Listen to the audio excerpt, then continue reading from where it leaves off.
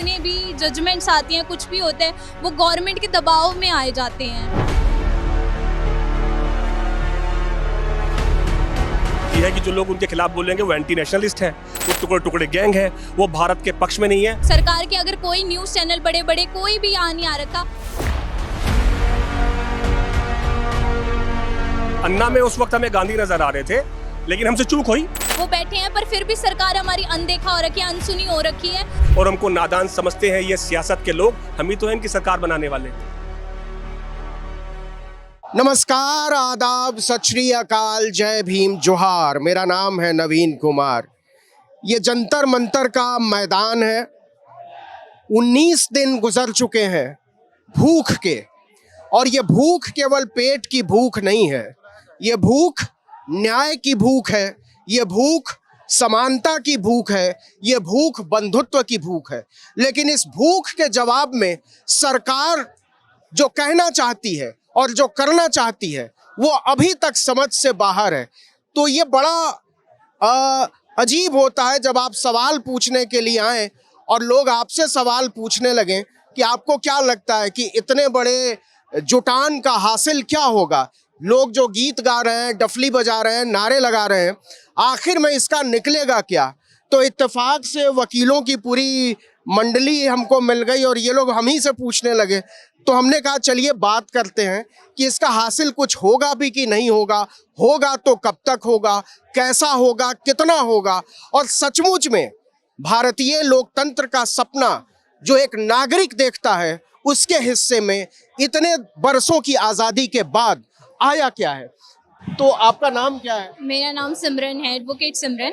Advocate है। हाँ जी। कितने साल से प्रैक्टिस कर रही हैं? अभी मुझे 1.5 साल हुआ है प्रैक्टिस करते हुए।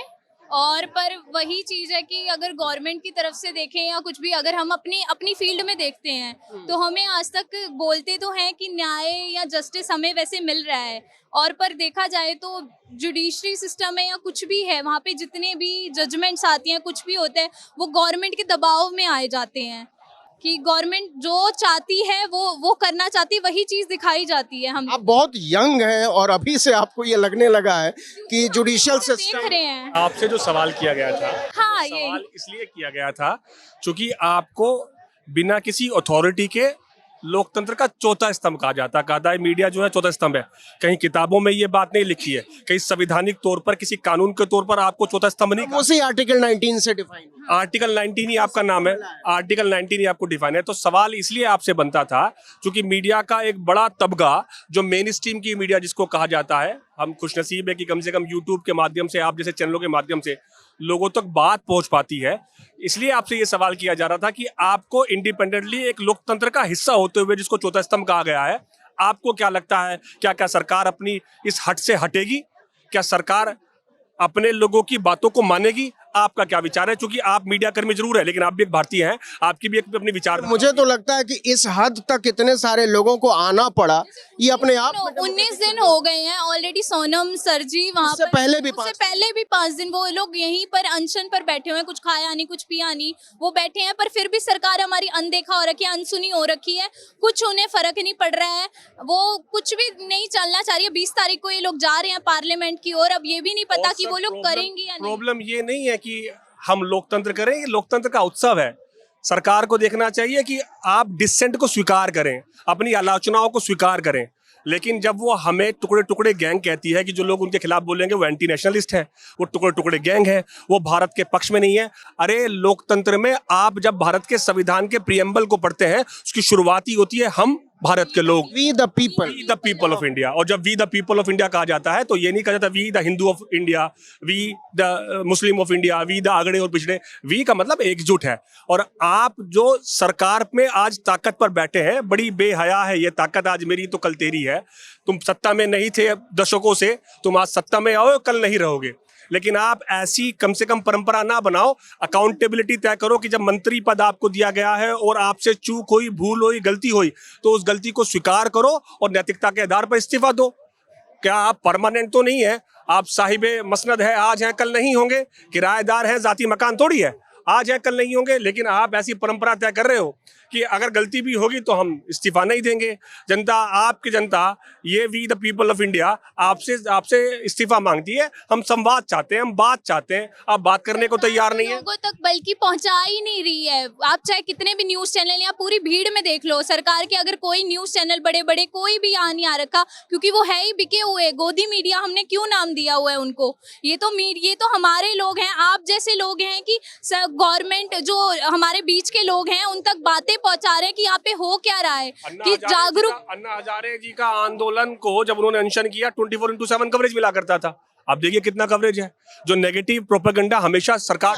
आपने अन्ना हजारे का अच्छा जिक्र किया। आपको लगता है कि अन्ना हजारे के अनशन के बाद जो इस मुल्क में हुआ, उसकी वजह से इस तरीके के आंदोलनों में लोगों का भरोसा बड़ा टूटा? सर मैं खुद अन्ना हजारे आंदोलन में आप शामिल। भी वकील हैं? हाँ जी, मैं भी एडवोकेट इमरान खान हूँ। मैं खुद अन्ना हजारे के आंदोलन में 3-4 बार गया, फुल सपोर्ट किया, पर उसके बाद क्या हुआ कि अन्ना हजारे जी ने ऐसे मुंह मोड़ लिया भारत के मुद्दों से, जो मुद्दे बहुत जरूरी थे। नहीं, ये आपको लग रहा है मुंह मोड़ लिया, वो तो आए ही थे, वही कर ले। लोग कहते हैं कि एक मीम्स आते हैं कि अन्ना में हमें गांधी नजर आ रहे थे। अन्ना में उस वक्त हमें गांधी नजर आ रहे थे, लेकिन हमसे चूक हुई। अच्छा, अब आपने अपना हम मेरा नाम है सुहेल शाह। सुहेल साहब, मुझे एक बात बताइए। आपने अच्छा कहा कि हमसे चूक हुई अन्ना आंदोलन को समझने में, लेकिन अब अभी तक यहाँ पर मैं चूंकि कई बार आया हूँ तो उतने लोग नहीं आते थे, और जो लोग बात करते थे वो बहुत सस्पिशियस थे। उनको लगता था कि अगर हम दूसरा अन्ना झेलने के लिए तैयार नहीं है, इस वजह से, और वो सस्पिशन अभी भी लोगों के मन में है। तो आपको लगता है कि ये ठीक है या गलत है? लोगों का भरोसा टूटा है तो नहीं, सरकार तो व्यक्तिगत द्वेष रखती है सोनम वांगचुक जी से। उन पर एनएसए के तहत कार्रवाई हुई थी, सुप्रीम कोर्ट ने फटकार लगाई, फटकार लगाने के बाद उनको छोड़ा गया, वरना वो कह रहे नेशनल सिक्योरिटी की थ्रेट है। वो इंसान जो विज्ञान के लिए, जो समाज के लिए, जो एजुकेशन के लिए अपने पूरे जीवन को त्यागने पे तुला है, आप उसको एनएसए के तहत नेशनल सिक्योरिटी की थ्रेट। सरकार तो चाहती ही नहीं है कि हमें एजुकेशन मिले, बच्चे अच्छा पढ़ें या कुछ भी करें। सरकार चाहती है कि हम वही उनकी तरह चाय बेच के प्रधानमंत्री यही सब करें। पब्लिक फंडेड इंस्टीट्यूशन तो सरकार नहीं चाहती है। 93-94 नहीं चाहती है ना, वो पढ़ाना चाहती है, ना कुछ कराना चाहती है। अब आजकल अगर गवर्नमेंट टीचर्स को देखा जाए, उनको एसआईआर पकड़ा दिया गया है कि आप जाइए लोगों के घर घर जाके वो करिए, मतदाता की वो बनाइए सूची। बांटने का हो गया है, कौन एंटी नेशनलिस्ट है, कौन नेशनलिस्ट है, ये सरकार का काम है। आप भी एडवोकेट हैं? हाँ, मैं इशरा इरफान एडवोकेट हूँ। अच्छा, आप कितने साल से प्रैक्टिस कर रही हैं? मेरा ये 3 साल हो गया है प्रैक्टिस, 3रा साल हो गया। आपको लगता है कि एक मुस्लिम के तौर पर, एक माइनॉरिटी कम्युनिटी के व्यक्ति के तौर पर स्थितियां ज्यादा बुरी हैं, ज्यादा भयावह हैं एक सिटीजन के तौर पर? हाँ, ये यहाँ पर जब से ये सरकार आई है तब से ये हिंदू मुस्लिम हो गई है। एज अ मुस्लिम कोई डर नहीं है हमारे अंदर, पर ये जो परेशानियां खड़ी हो रही है सिर्फ मुस्लिम्स के लिए नहीं, हर किसी के लिए। अब मान लीजिए कि एसआईआर का मुद्दा चल रहा है, वो सबके लिए बराबर है, पर स्पेशली हो सकता है कि उसकी मंशा कुछ और हो सरकार की, पर परेशानियां सबको हो रही है, हिंदू मुस्लिम सबको हो रही है। तो हम हिंदू मुस्लिम के मुद्दे में ना जाकर हम अपने देश के जो भलाई के लिए मुद्दे हैं। अच्छा, अब एक आखिरी सवाल कि आपको कितनी देर हुए आपको आए हुए? हम तो लगभग घंटों भर से यहाँ आए हैं। पहली बार आए? मैं दूसरी बार आया हूँ। तो पिछली बार जब आए थे और अभी जो आए हैं, भीड़ बढ़ी है, उग्र हुए हैं लोग। उग्र का मतलब डिसिप्लिन में उग्र हुए हैं, सरकार के प्रति आवाज ऊंची हुई है। उग्र का मतलब कोई इतना पीसफुल प्रोटेस्ट। लेकिन एक बड़ी अच्छी बात आप देखो कि यहाँ अगर जो लोग यहाँ सिर्फ जंतर मंतर को उर्दू से सुन रहे हैं, आइए यहाँ देशभक्ति का माहौल है, लोग देशभक्ति गीत गा रहे हैं, मेरे रंग दे बसंती चोला, आइए यहाँ देशभक्ति का माहौल है। आप ही के लोग आपसे कह रहे हैं कि संवाद करो, बात करो। किसी शायर का बड़ा खूबसूरत सा शेर है कि अपने आंसू को हथियार बनाने वाले, गर्म लोहे से औजार बनाने वाले और हमको नादान समझते हैं ये सियासत के लोग, हम ही तो हैं इनकी सरकार बनाने वाले। अब इनकी सरकार जब बनी तो हम जब उनसे सवाल करेंगे तो वो हमें एंटी नेशनलिस्ट का हमें नहीं, लेकिन लोग तो कहते हैं कुछ भी कर लो, आएगा तो मोदी ही। नहीं, कैसे आएगा? हर बार नहीं, अब नहीं, इस साल नहीं आ सकता, चाहे कितना भी कुछ कर ले। इस साल बिल्कुल भी मोदी सरकार अगर आ गई तो फिर से नाश है। कैसे लोग कर सकते हैं उनको वोट? अब तो लोग इतना भड़के हुए हैं, आपको ऐसे दिख रहा होगा, न्यूज चैनल भी उनके हैं। अगर आप जाके नॉर्मल पब्लिक से पूछोगे ना, हर के मुंह पर यही है कि इस साल मोदी नहीं आएगा। आना अगर भी वो नहीं कह रहा चाहिए। है कि आएगा है तो मोदी, तो ये बड़ा सोचने वाला विषय है कि ऐसे ऐसे सिक्योर्ड हो रहे हैं, क्या कोई सेटिंग वेटिंग कर रखी है? बंगाल के बाद ये सवाल बड़ा है, हुआ। ईवीएम है, कोरक। बंगाल के नतीजों के बाद ये सवाल थोड़ा और बड़ा हुआ। अगर बोल रहे हैं मोदी आएगा तो क्यों एसआईआर करवाए जा रहे हैं, क्यों बोला जा रहा है कि हम इस भारत के नागरिक हैं भी या नहीं? आज ये सवाल हम पे उठा जा रहा है, इतने साल हो गए हमें यहाँ पर, आज यही चीज एसआईआर करके हम कंफर्मेशन देंगे या एसआईआर करके ये लोग कुछ अंदर खाती मतदाता को चेंज करने की वो चीजें हो रही है, या ईवीएम को चेंज करने की हो रही है कि एसआईआर से हमें पता लग जाए कि इस घर में कितने लोग हैं, कितने हैं, अगर आप लोगों ने नहीं भी वोट डाली वो वोट डाल के अपने आप को दे देंगे। अच्छा ठीक है, ये पिछले 1.5-2 घंटे में ये लोगों का मूड समझने के बाद ये लगा कि किसी भी लेवल पे सरकार झुक सकती है, उतना दबाव दिखाई दे रहा है इसमें। मुझे ये लगता है कि मेन स्ट्रीम की मीडिया यहाँ से गायब है, लोगों तक हमारी आवाज उस माध्यम तक नहीं पहुंच पा रही जितना लोगों में, या यहाँ लोग अपने मन में आवेश लेकर बैठे हैं, लोग अपनी ही सरकार से सवाल कर रहे हैं कि मोदी जी आपको हमने ही चुना था, धर्मेंद्र प्रधान जी आप चुनकर आए थे, आप ना कभी।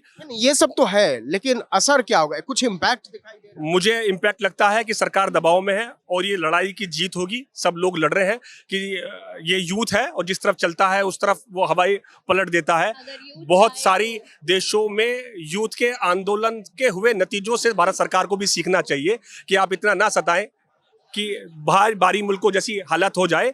अपने देश लोकतांत्रिक अधिकारों में आपसे संवाद करना चाहती है, आपसे बात करना चाहती है और निकम्मे और निठल्ले मंत्रियों को इस्तीफा चाहती है, तो आपको बात करना चाहिए। मुझे लगता है दबाव है और बहुत जल्दी सरकार में सफल होगा और ये मंत्री जी नहीं रहेंगे, धर्मेंद्र प्रधान जी का इस्तीफा होगा।